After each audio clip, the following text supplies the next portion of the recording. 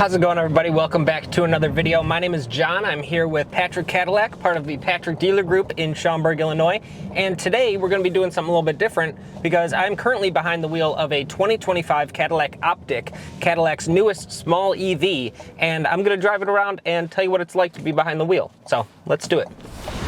So I'm going to kind of spoil the video right off the bat while I'm sitting at a red light here. This car is fantastic to drive, which really comes as no surprise because all of the new Cadillac EVs that they've come out with in the last years and months, speaking of the Lyriq, which has been out for a little while, the VISTIQ, which I just did a video on, hope you guys watched that one, and the Escalade IQ, they've all just been really, really great to drive. They're just so smooth, so comfortable. You got all the toys in the world. So yeah, it really comes as no surprise that the OPTIQ joins that family of just great driving electric Cadillacs.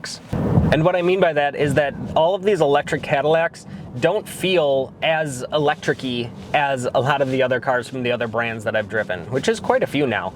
This really just does feel like a very, very quiet, very, very smooth gas-powered car. As far as range goes, this car can do a little bit over 300 miles on a charge, and it can charge from 10 to 80% in just 10 minutes. And the steering is probably my favorite part of these cars. They keep it kind of purposefully heavy.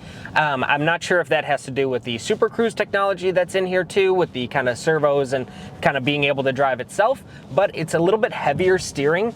Like going around this corner here, you got to put a little bit more effort into it than you'd think you normally would. Being a Cadillac, you think kind of light, floaty steering. This is very, very direct, very sporty feeling, and I really like that because you just kind of put the car in the middle of the lane and then it just kind of tracks straight and true, and you're not kind of doing these constant little adjustments to make sure you're going in a straight line. It's just kind of always kind of going right where the car's pointed, which I really like. Also, one of my favorite features on here is that this car has a paddle shifter. You might wonder why in an electric car you're not changing gears with it. No, it controls the regen. So it's almost like a handbrake for the electric motors and the electric drive. So I'm coming up to a stop sign here, no feet on the pedals. You just give it a little pull on the pedal there and the car can come to a full stop. It can hold itself there, no problem. And it's going to be charging up the batteries as you do it. It's just awesome. One of those new kind of things that it's kind of fun to play around with, but it actually becomes very practical very fast. Especially when you got the one pedal driving in here. You can really just drive this car with one leg and one arm and be totally fine, do everything.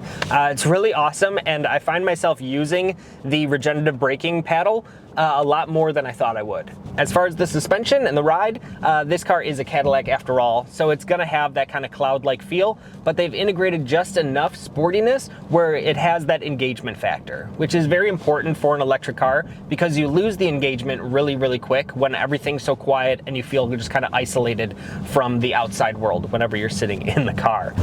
As far as tech goes, this car has a ton of it. Cadillac has been killing the game as far as the tech department goes.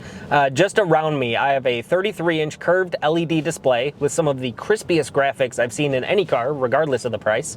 I have heated, ventilated, and massaging seats.